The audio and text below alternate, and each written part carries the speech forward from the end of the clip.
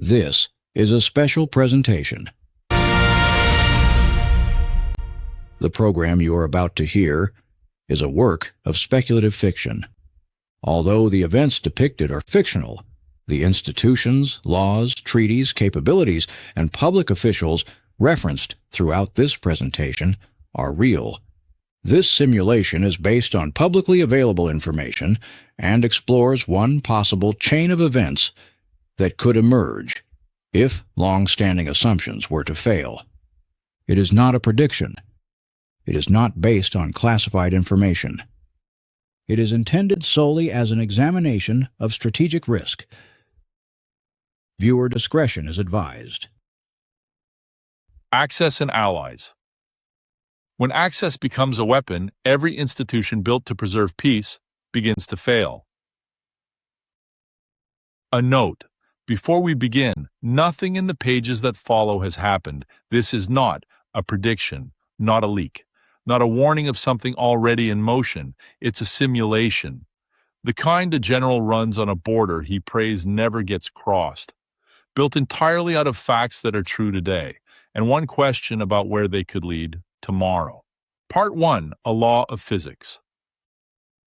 Imagine, if you will, two countries that have spent nearly 2 centuries proving war between them was unthinkable, the longest undefended border on Earth, the largest trading relationship in the history of the world. A quiet joke among their own citizens that peace between them was simply a law of physics, like gravity, not a choice anyone had to keep making, just a fact of the map. Now imagine that law quietly stops applying. Not with a bomb, not with an army crossing at dawn.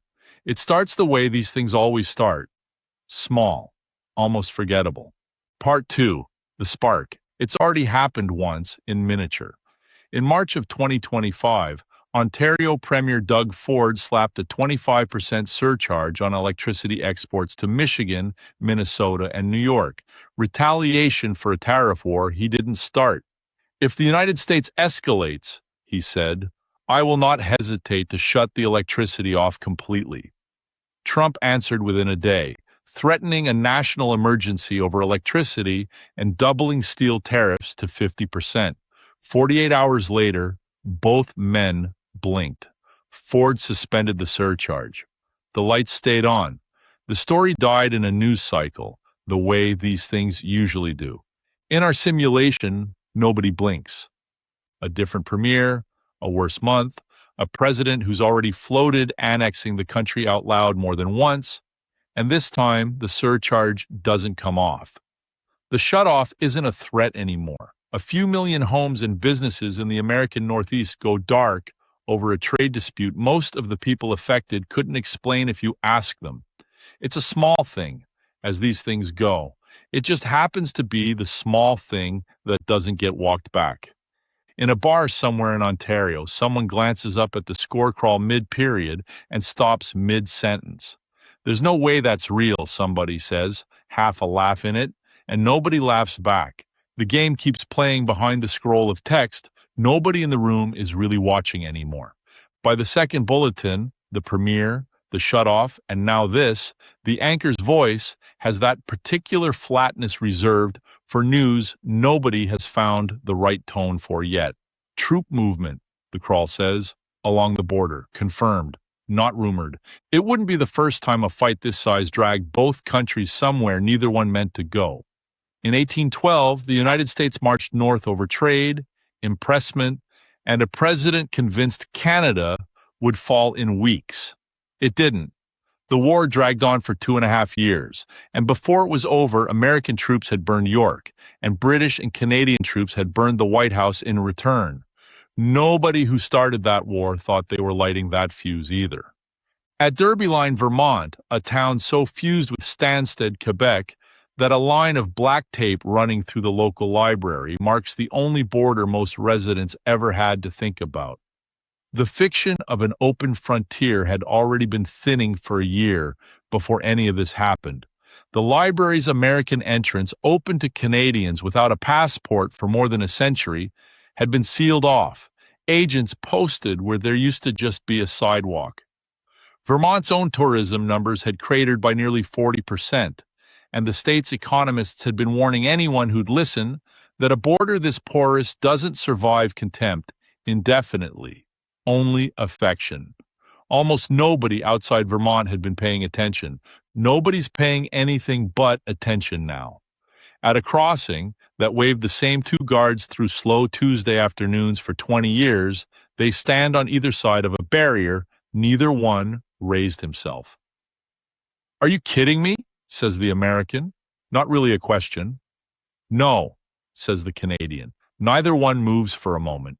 Then the radio on the American's belt crackles, and he does what the order tells him to do, and doesn't quite look up while he's doing it. Behind him, a roadblock goes up where a sidewalk used to be, and somewhere down the line, so does something with wheels and a machine gun on it. Part 3. The Treaty That Can't Save You. Here's the part that should unsettle anyone who assumes the post-war order simply holds, no matter what. Canada is a member of NATO. Article 5 says an attack on one member is an attack on all. It's the whole architecture of collective defense, built on one quiet assumption nobody ever had to say out loud, that the threat comes from outside the family. Nobody built it for this. If the aggressor is the alliance's own anchor member, the country that funds the largest share of the whole operation, Article 5 doesn't just fail to protect Canada. It stops meaning anything at all. Who invokes a mutual defense pact against the country the pact was built around? Who enforces it against the enforcer? That's not a loophole. That's the discovery at the center of this whole scenario. The safety net Canadians have taken for granted since 1949 was never actually built to catch this fall. Part 4. A King Reminding. There's a second safeguard, older than NATO by a century and a half, and it doesn't have the same problem. The King of England is Canada's head of state. Not a metaphor, not a ceremonial leftover, but the actual constitutional architecture of the country. In May of 2025, Charles III flew to Ottawa to deliver the speech from the throne in person. Only the second time a reigning monarch has opened Canadian Parliament since 1977. He did it while Donald Trump was publicly musing about annexation. Prime Minister Mark Carney was blunt about why. The visit, he said, underscored Canadian sovereignty at a moment when the Americans had needed a revolution to get free of the crown that Canada still shares. That is not background color. That's Ottawa consciously reaching for the one piece of its constitution Washington has no claim over and no vote in, and putting it on display for the world to see. An invasion in this scenario isn't just a treaty violation. It's an attack on a fellow realm of the Commonwealth, with a shared monarch as head of state. And that pulls Britain in on a footing NATO membership never could, not as an ally, as kin. Part 5, the mountains don't negotiate. Whoever plans an American occupation of Canada in this scenario runs into a problem no war game fully solves. Holding ground and controlling territory are not the same thing, and Canada is very good at making them different. This isn't a country with a few strategic choke points.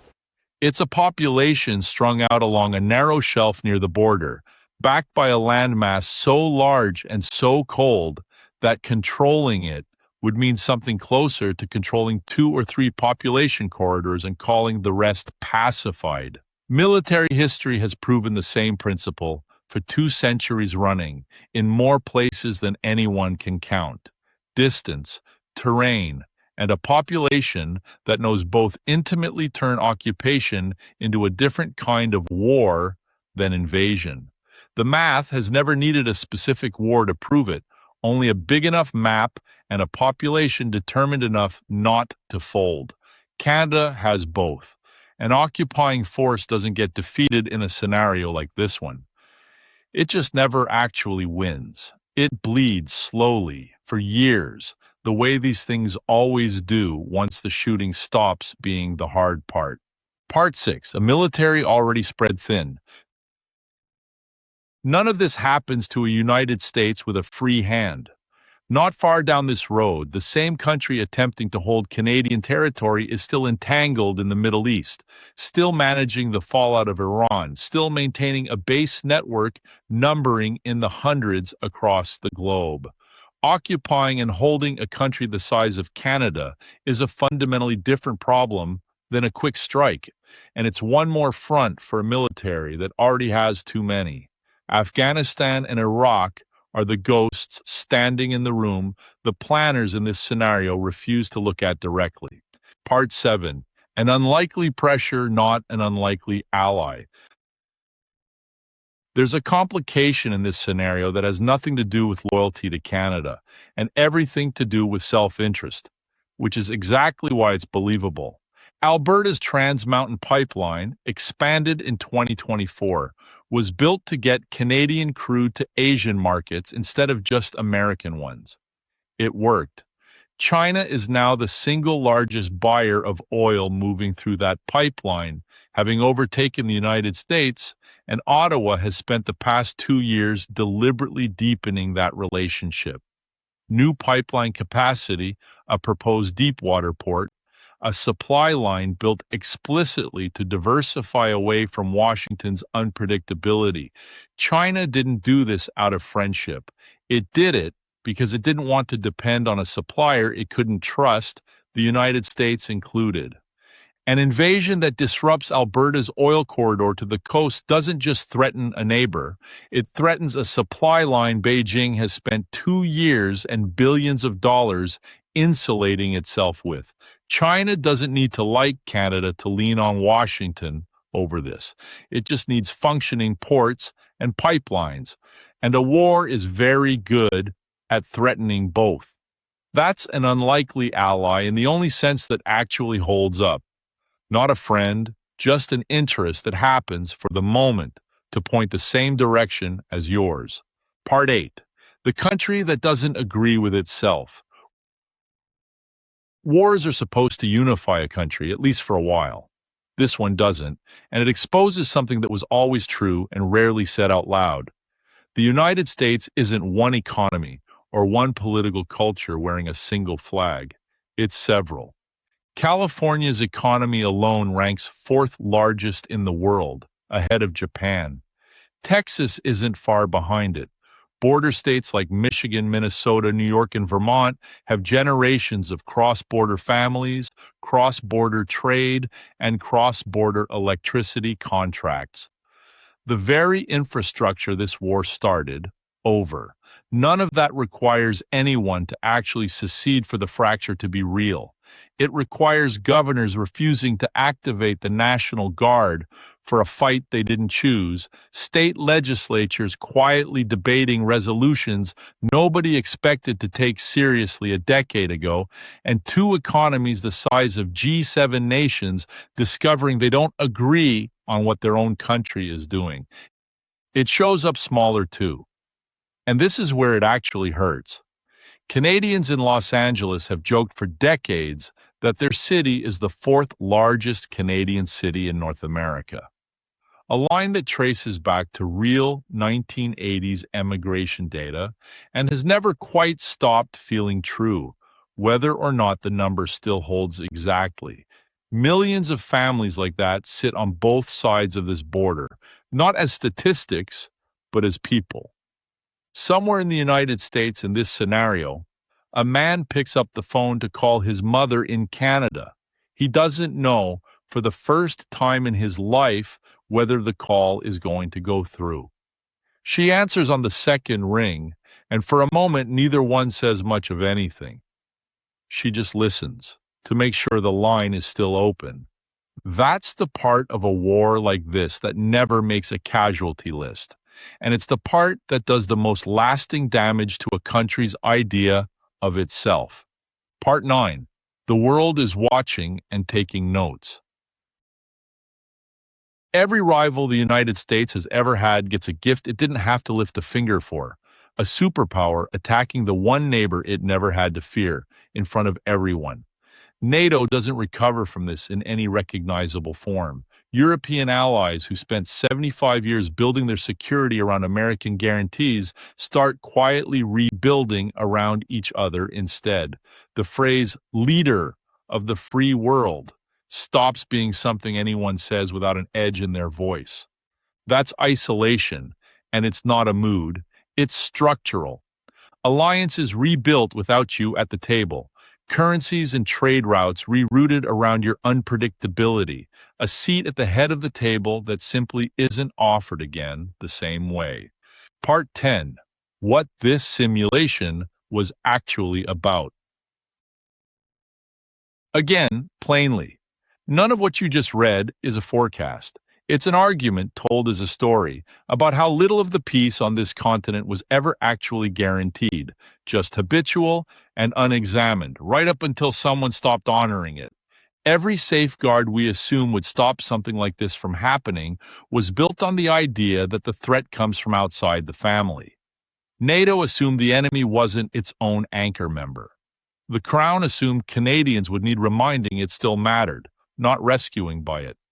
Even the map itself, Ontario's grid, Alberta's pipeline, a border 8,000 kilometers long, was built for trade, not for war, because nobody who built it thought war was a serious possibility between these two countries.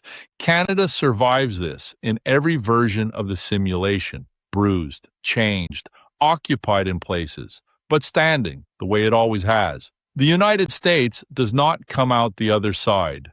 The country it went in as. It loses Europe.